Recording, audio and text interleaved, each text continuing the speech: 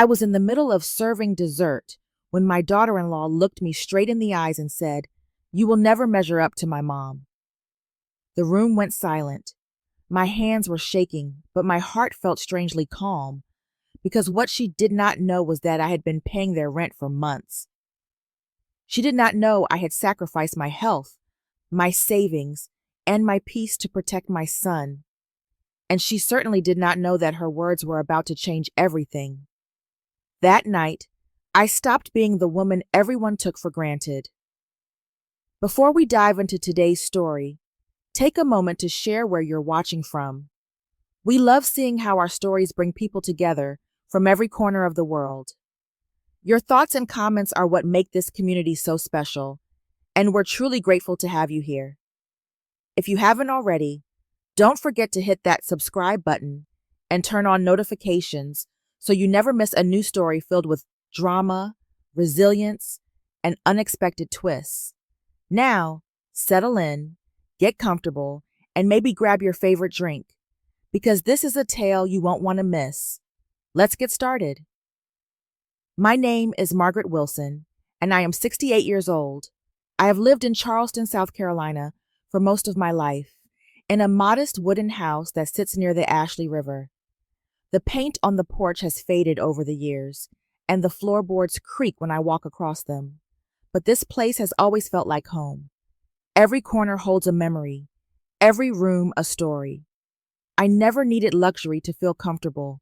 What I needed was peace. For 35 years, I worked as a hospital nurse. Long shifts, aching feet, and sleepless nights were part of my routine. I learned how to stay calm in emergencies, how to hold a trembling hand, and how to offer comfort when words were not enough. Caring for others became second nature to me, especially after my husband, Robert, fell ill. Cancer took him from me far too early, and I was the one who stayed by his side through every appointment, every treatment, and every painful goodbye. When he passed, the house felt unbearably quiet, but I kept going for one reason alone: our son, Daniel. Daniel was my entire world. I raised him on my own, working extra shifts whenever I could so he would never feel the weight of our struggles. I saved every spare dollar for his education, his future, and his dreams. While other parents were planning vacations, I was planning tuition payments. When Daniel graduated from college and moved to Savannah, Georgia, to work in logistics, I felt proud in a way only a mother can understand. I believed all my sacrifices had been worth it. Not long after, Daniel married Heather. Heather came from a very different world than mine. She grew up in Palm Beach, Florida, surrounded by luxury and status. Her mother owned a successful chain of cosmetic clinics, and Heather never missed a chance to mention it.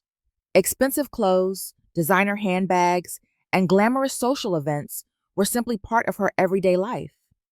When she visited Charleston, she always looked slightly uncomfortable in my quiet neighborhood, as if the silence itself made her uneasy. I tried my best to welcome her. I cooked her favorite meals, kept the house spotless, and listened politely to her stories about high-end restaurants and beachfront properties. She often spoke about her mother's success with admiration, describing her as strong, independent, and powerful. I admired those qualities too, even if my own life had been built on different values. Where Heather saw status, I saw stability. Where she valued appearance, I valued history. My furniture was old, but every scratch had meaning. My photographs were faded, but they held the faces of the people I loved most. I did not need anything new to feel fulfilled. At least, that is what I told myself. The truth was, my life had grown very quiet. After Robert's death and Daniel's move, the house felt larger than it ever had before. I filled my days with gardening, reading, and volunteering at the local community center. I enjoyed the calm, but sometimes the silence pressed in on me like a heavy blanket. Still, I believed love was enough. Love for my son, love for the life I had built, and love for the simple routines that kept me grounded. I did not expect gratitude or praise. I only wanted to remain a part of Daniel's world, even from a distance. Heather, however, did not see me the same way. To her, my quiet life looked small. My modest home seemed outdated. My stories about the past felt irrelevant. She never said it outright, but I often sensed that she viewed me as someone who belonged to another time, someone who did not quite measure up to the modern world she was used to. I told myself not to take it personally. People are different, I thought. Families come from different backgrounds. What mattered most was Daniel's happiness. I did not yet understand how fragile that belief truly was. At the time, my life still felt steady, predictable, safe. I had no idea that one ordinary dinner would expose everything I had been trying so hard not to see. The quiet world I had built for myself was about to be shaken, and the love I trusted so deeply was about to be tested in ways I never imagined. If you're still watching and finding these insights helpful, please comment number 1 below to let me know you're with me, because what happens next will reveal the first crack in what I thought was a perfect family. Now, let's move on to chapter 2. Daniel's 35th birthday fell on a warm spring evening, and I wanted everything to feel perfect. I spent the entire day in my small kitchen, preparing the meal he had loved since childhood. The smell of slow-cooked beef stew filled the house, mixing with the scent of fresh bread and roasted vegetables. I set the table with my best plates, the ones I usually save for holidays, and placed a small vase of flowers in the center. It was not elegant or expensive, but it was warm, familiar, and made with love. I told myself this dinner was about celebrating my son. Nothing else mattered. Daniel arrived first, hugging me tightly and thanking me for the effort. He looked tired, but he smiled, and that was enough to ease my worries. A few minutes later, Heather stepped through the door.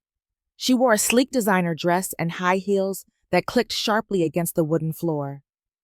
Her perfume was strong, expensive, and unfamiliar in my modest home. She glanced around the living room, her eyes briefly resting on the old furniture, the framed family photographs, and the faded curtains. There was no open criticism, but her expression carried a quiet judgment I had grown used to. Dinner began politely. Daniel tried to keep the conversation light, talking about small things, but Heather soon shifted the focus to her favorite topic. She spoke at length about her mother's success in Palm Beach, describing the cosmetic clinics, the beachfront properties, and the social events filled with influential people. Her voice carried pride, as if her mother's achievements reflected directly on her. I listened in silence, nodding politely, even when I felt myself shrinking in comparison. Heather continued, explaining how her mother had built her business from the ground up, how she never depended on anyone, and how she lived a life of comfort and recognition. Every detail felt carefully chosen, like a performance meant to impress. Then, without hesitation, Heather turned her attention to me. "You'll never measure up to my mom." The words fell heavily into the room. The sound of utensils stopped. Even the quiet hum of the refrigerator seemed louder than usual. I felt the air tighten around my chest, as if the walls had moved closer. For a moment, I could not breathe. I waited for Daniel to speak. I waited for him to defend me, to laugh it off, to say something that would soften the blow. But he did nothing. He looked down at his plate, his shoulders tense, his silence louder than any insult. I forced a small smile, though my hands were shaking beneath the table. My mind filled with memories of the years I had spent raising him, working double shifts, skipping meals, and sacrificing every comfort so he could have opportunities I never had. I had never asked for praise. I had never needed recognition. But in that moment, I felt invisible. Heather seemed unbothered by the tension she had created. She continued eating, as if her words were harmless. To her, the comment was just an honest observation. To me, it felt like a public dismissal of my entire life. The rest of the meal passed in uncomfortable quiet. Daniel tried to change the subject, but the warmth I had hoped for never returned.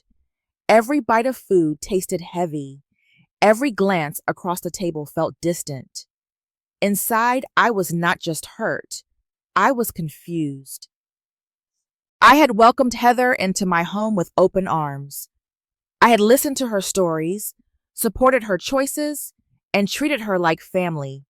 Yet she saw me as someone who did not measure up, someone unworthy of respect simply because my life did not reflect wealth or status. What hurt even more was Daniel's silence. His lack of reaction told me more than any words could.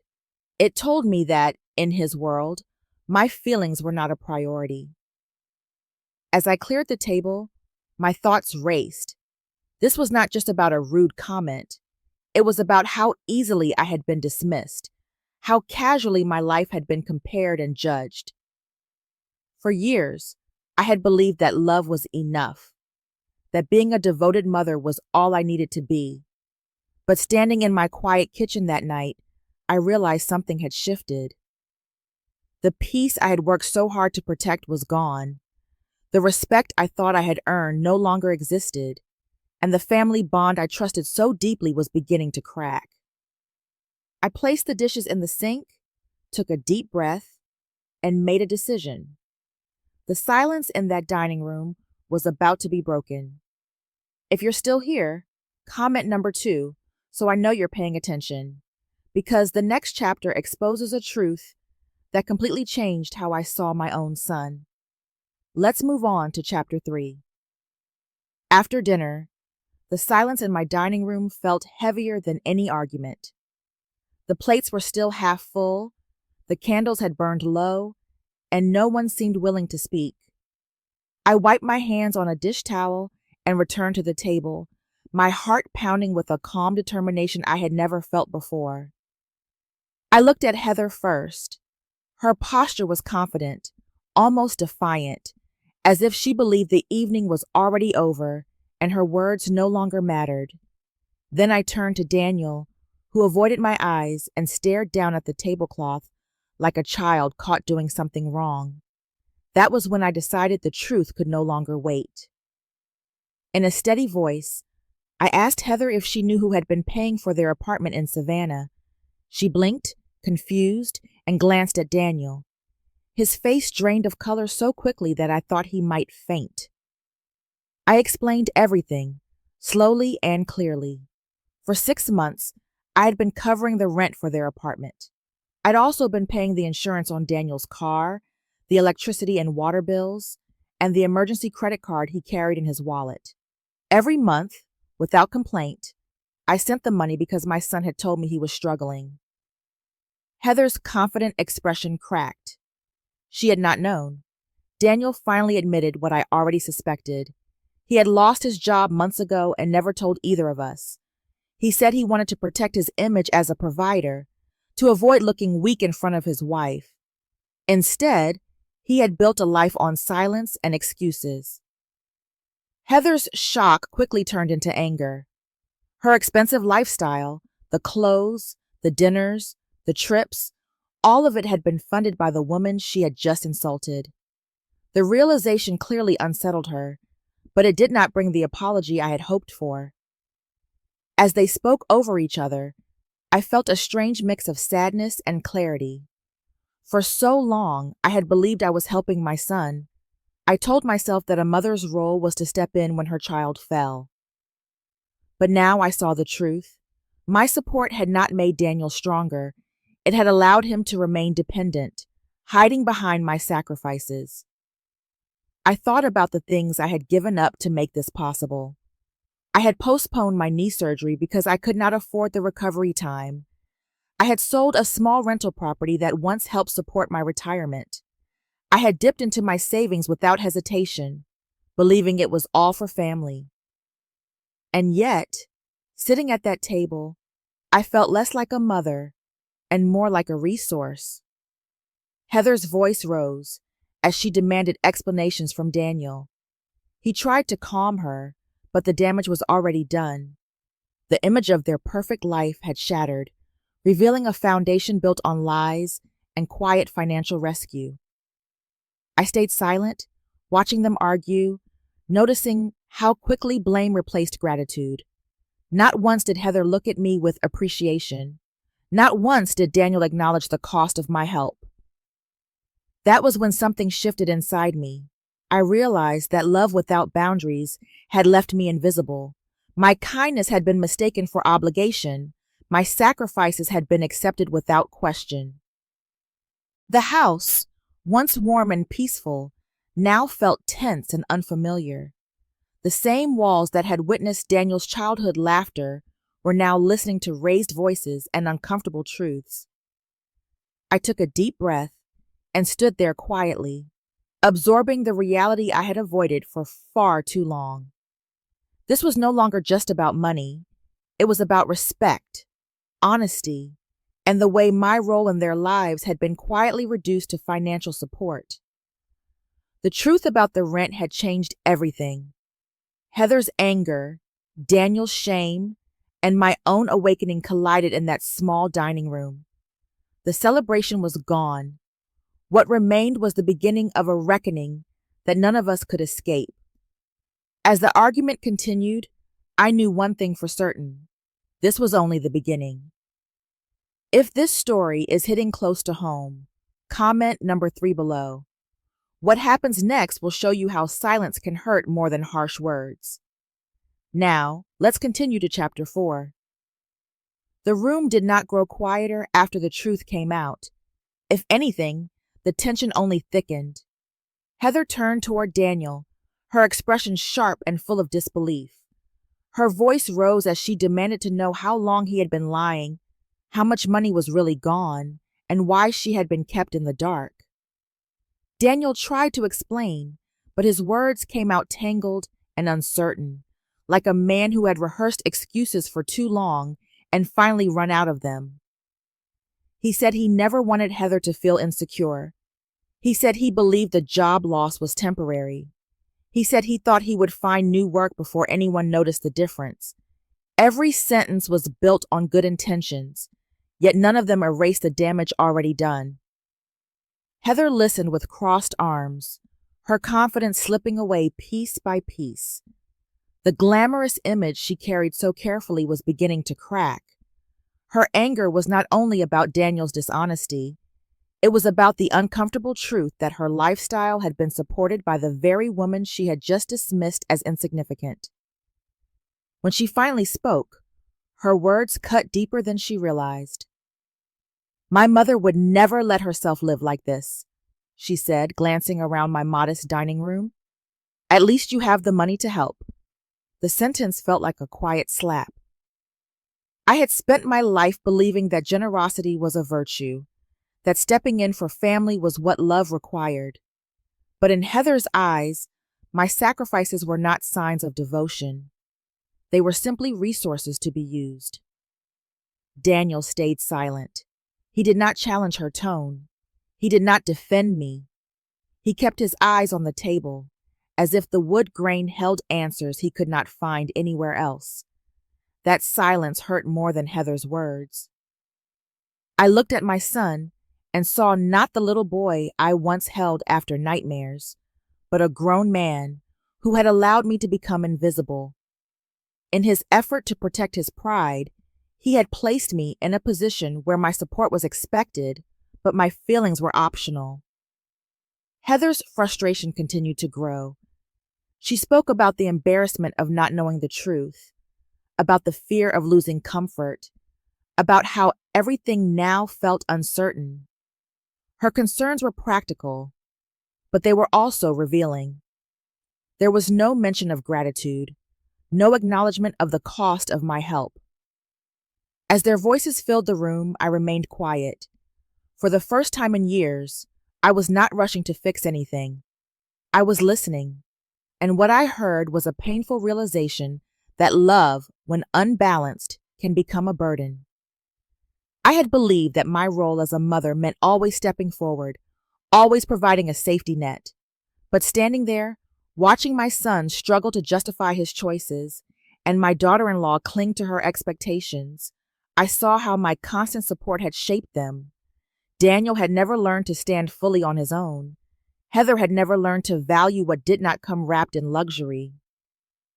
The house felt different now.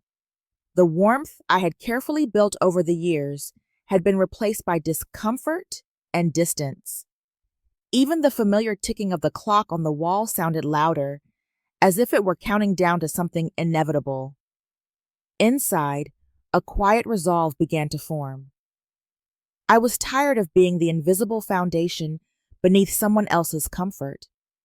I was tired of watching my sacrifices disappear into silence, and I was tired of confusing obligation with love. The truth was clear. My kindness had been mistaken for convenience. My support had been mistaken for entitlement. Daniel finally looked up, his eyes filled with regret, but he still did not speak the words I needed to hear. Heather turned away, frustrated and shaken, yet unwilling to admit her own role in what had happened. I stood there, feeling older and wiser in the same breath. This was not just a family disagreement. It was a moment of awakening. The perfect image they had built around their lives had cracked, and through those cracks, I could finally see where I truly stood. The woman who had raised a son, cared for a dying husband, and dedicated decades to others deserved more than quiet dismissal. And for the first time, I was ready to claim that truth for myself. If you're still watching, comment number 4 to let me know you're here, because in the next chapter, I finally reveal what my sacrifices really cost me. Let's move on to chapter 5. The argument slowly faded into an uneasy silence, but the tension remained heavy in the air.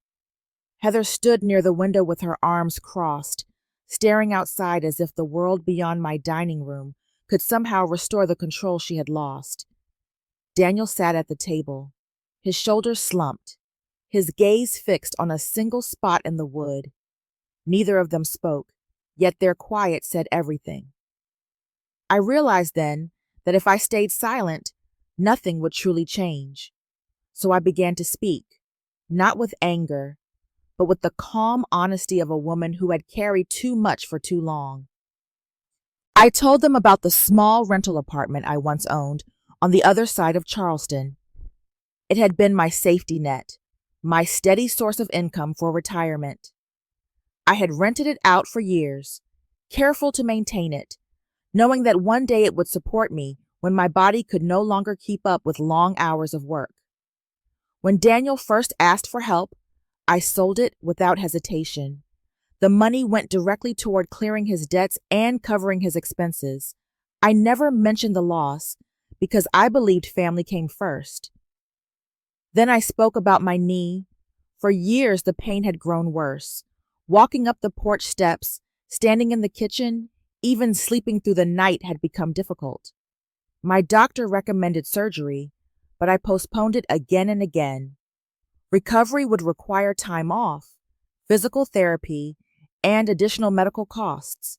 Instead of focusing on my health, I focused on making sure my son had a roof over his head.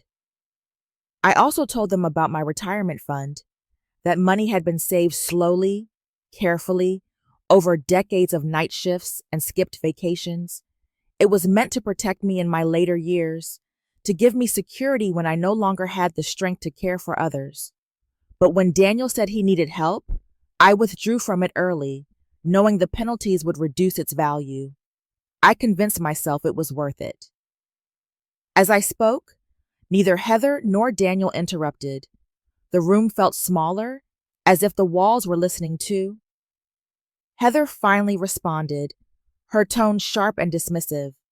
She said her mother would never put herself in such a position. She spoke as though sacrifice were a sign of weakness rather than love. Her words did not carry cruelty, but they carried distance. To her, my choices were not admirable. They were unnecessary. Daniel said nothing.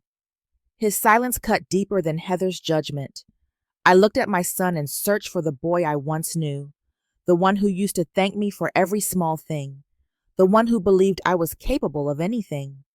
Instead, I saw a man who had grown comfortable with support he did not fully understand. He had accepted my sacrifices as normal, as if they were simply part of the role I was meant to play. Inside me, something shifted. For years, I had told myself that love meant giving without limits. I had believed that my purpose was to make life easier for the people I cared about. But standing there, explaining the cost of my devotion, I finally saw how invisible I had become. My pain, my finances, my future, all of it had been placed behind someone else's comfort. The house, once filled with warmth and memories, now felt like a witness to my realization. The same walls that had held birthday parties and holiday dinners were now holding the weight of hard truths. I did not regret loving my son. I did not regret helping him when he was in need, but I regretted allowing myself to disappear in the process. Heather turned away again, clearly unsettled by the reality I had shared. Daniel remained seated, his expression heavy with guilt, yet still without words. I took a slow breath. This was no longer about proving my worth to anyone. It was about acknowledging it for myself. The sacrifices I had made were not mistakes, but they were lessons, and those lessons were finally guiding me towards something I had neglected for far too long: my own life. The room felt unbearably still after I finished speaking about my sacrifices. Even the clock on the wall seemed to hesitate between ticks, as if time itself was unsure how to move forward. My body felt tired, heavy with years of carrying other people's problems, but my mind was clearer than it had been in decades. For the first time, I was not searching for the right words to comfort anyone. I slowly pushed my chair back. The legs scraped against the wooden floor, cutting through the silence like a warning. Heather and Daniel both looked up at me, startled by the sudden movement.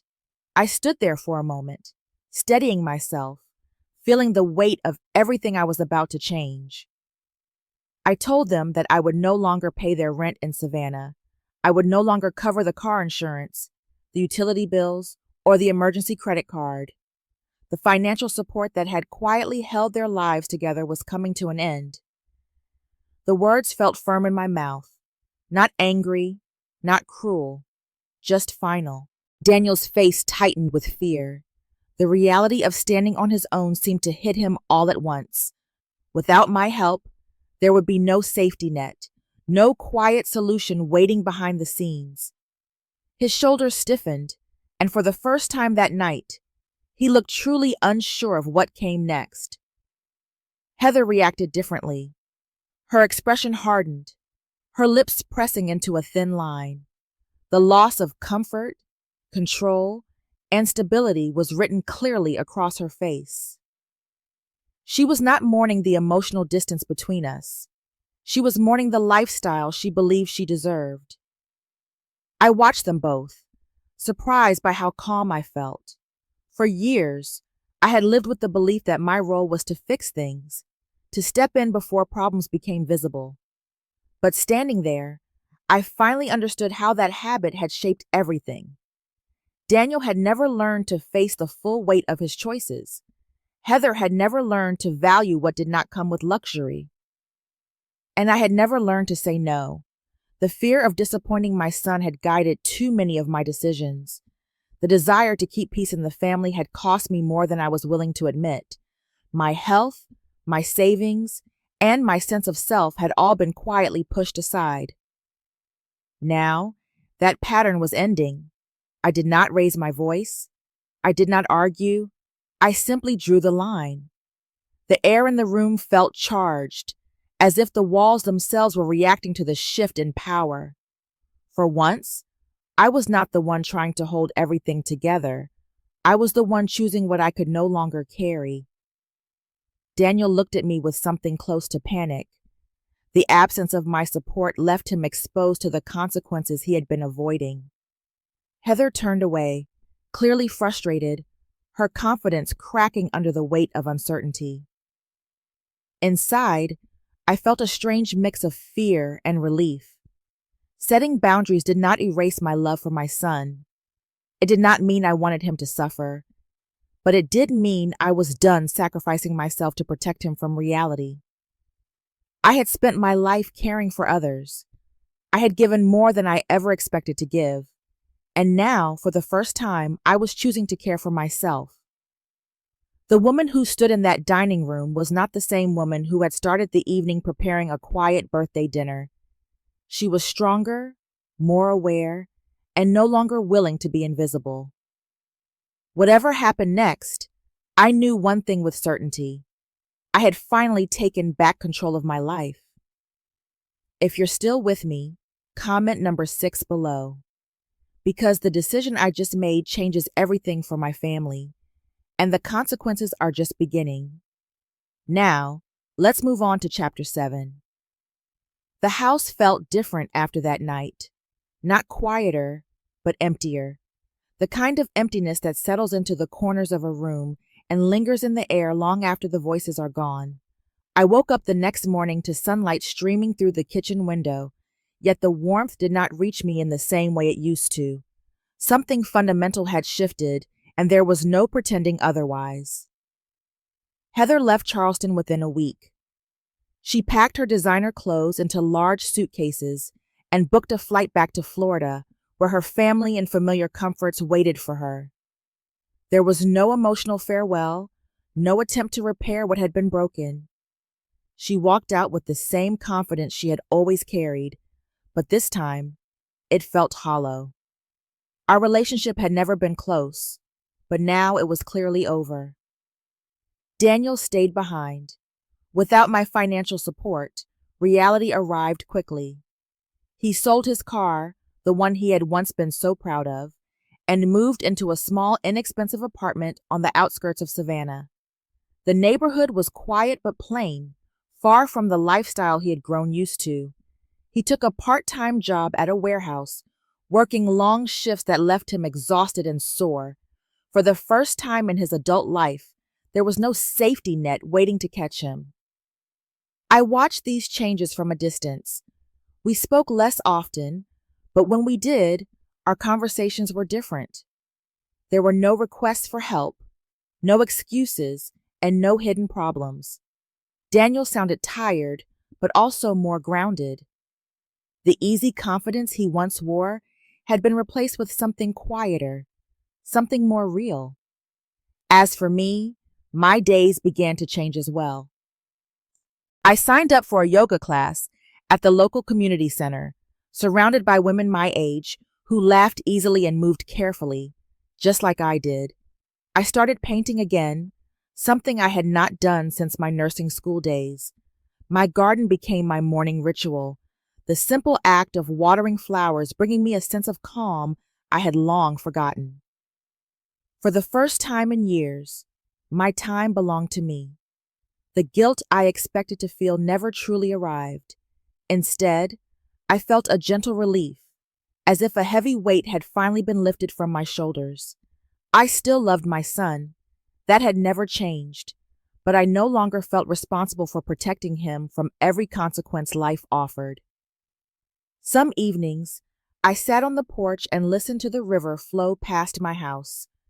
The water moved steadily, never rushing, never stopping. It reminded me that change did not always come with chaos. Sometimes it arrived quietly and reshaped everything without making a sound. Of course, there were moments of sadness. I missed the version of Daniel who used to run through this house with scraped knees and big dreams. I missed the family dinners that once felt simple and warm. But I did not miss the exhaustion of constantly fixing what was never truly mine to fix. Heather's absence left a silence of its own, yet I found I did not long for her presence. The tension she brought into my home had disappeared, replaced by a softer, more honest kind of peace. In the stillness, I began to understand something important. Boundaries did not destroy my family. They revealed it. Each of us was now facing the life we had built, without excuses, without shortcuts. Daniel was learning responsibility. Heather had returned to the world she valued, and I was finally learning how to live for myself. The quiet that surrounded me was no longer empty. It was full of possibility. Time passed in a quiet, steady way. After Heather left and Daniel began rebuilding his life, we did not speak every day, and when we did, our conversations felt different. There were no rushed explanations, no hidden worries, and no unspoken expectations. For the first time in many years, our relationship was no longer built on crisis. Daniel told me he had started therapy at a local counseling center in Savannah. At first, I did not know what to expect from that news. In the past, he had made promises during difficult moments, only to return to old habits once things felt easier. This time, however, something in his voice sounded more grounded. He spoke about learning to recognize how dependent he had become, not just financially, but emotionally. He admitted that for years he had relied on me to fix problems before they fully formed. When stress appeared, he had instinctively reached for the safety he believed I would always provide. In doing so, he had never truly faced the consequences of his own decisions. I listened carefully, without interrupting or offering solutions. That was new for both of us. Daniel explained that therapy had helped him understand how comfort can become a trap. Being rescued too often had taught him to avoid responsibility rather than embrace it. He was learning to sit with discomfort instead of running from it, learning to solve problems without expecting someone else to step in. His life was still far from easy. The warehouse job was physically demanding, and the small apartment felt lonely after the chaos he once lived in. But for the first time, those challenges were his to carry. And he was carrying them. From my side, I felt a quiet sense of pride mixed with caution. I wanted to believe in his growth, but I knew change required consistency, not just good intentions. I did not rush to praise him or soften his struggles. Instead, I offered something different. Respect. Our conversations became calmer, more honest. Daniel no longer asked for help with money or decisions. He spoke about his progress, his goals, and the small victories that came with standing on his own. There was no blame in his words, only reflection.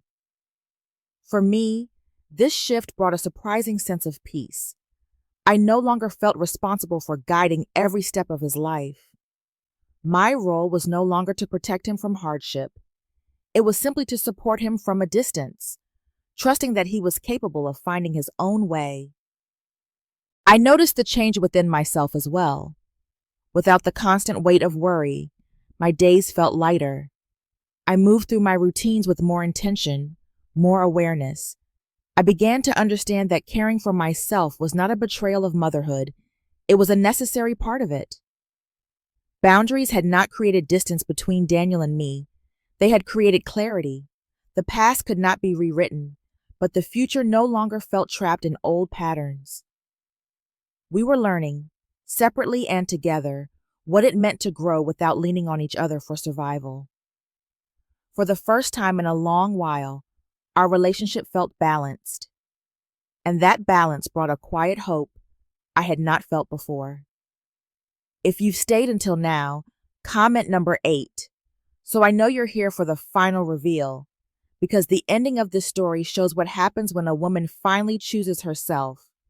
Let's move on to the conclusion. Leaving Charleston was not easy. That house by the Ashley River had held my entire adult life, every memory of raising Daniel, every quiet evening after Robert passed. But when the opportunity came to work with a senior care organization in Asheville, North Carolina, I felt something I had not felt in years. Purpose. Asheville welcomed me with mountain air, winding roads, and a sense of calm that felt different from the stillness of my old home.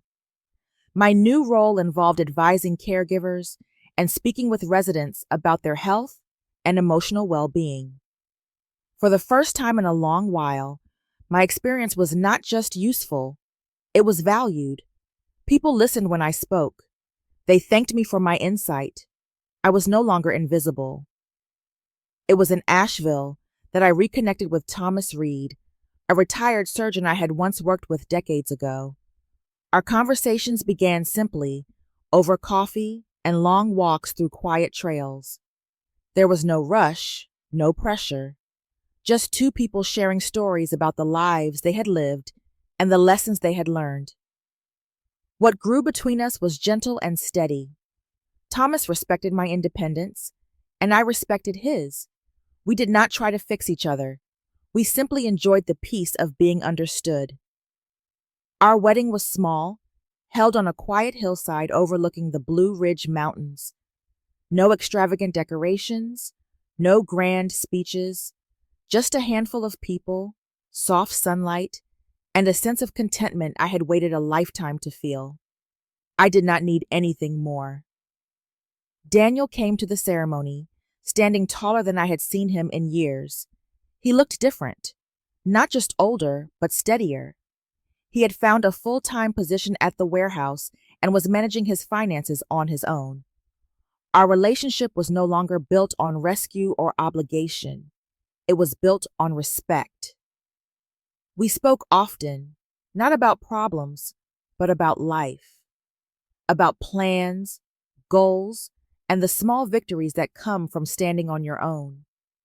As for Heather, she had returned to the world she valued most. Our paths no longer crossed, and I found peace in that distance. In Asheville, my days felt full without feeling heavy. I woke up with intention, not duty. I lived with freedom, not fear. I had learned that love does not require self-erasure. It requires balance. Looking back, I did not regret the years I spent caring for others, but I was grateful that I finally learned how to care for myself. The woman I had become was stronger, wiser, and no longer defined by what she gave away. She was defined by what she chose to keep. Looking back, I sometimes wonder how a single sentence changed the direction of my life. When Heather told me I would never measure up to her mother, it felt like an insult meant to shrink me. In that moment, I felt small, outdated, and unimportant. But time has a way of revealing deeper truths. That cruel remark did not define me. It awakened me. For years, I believed my value came from what I could give. I measured my worth by how much I sacrificed, how many problems I solved, and how quietly I endured. I told myself that love meant putting everyone else first, even when it cost me my health, my savings, and my sense of self. Now I understand something different. Real love does not erase you. It does not demand silence. It does not turn kindness into obligation. My life today is not perfect, but it is honest. I wake up without resentment in my chest. I move through my days without carrying the weight of other people's choices. I love my son, and I am proud of the man he is becoming, but I no longer feel responsible for shaping his every step. I have learned to set boundaries without guilt. I have learned that respect begins with self-respect. And I have learned that age does not limit growth, courage, or joy. To every woman who has spent her life giving without receiving, who has been told she is not enough, who has felt invisible in her own home, I want to say this. Your worth is not measured by comparison. Your value is not defined by sacrifice.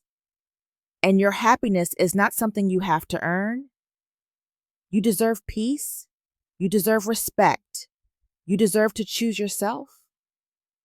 At 70 years old, I am not chasing perfection. I am embracing peace. And for the first time in a long time, that feels like more than enough.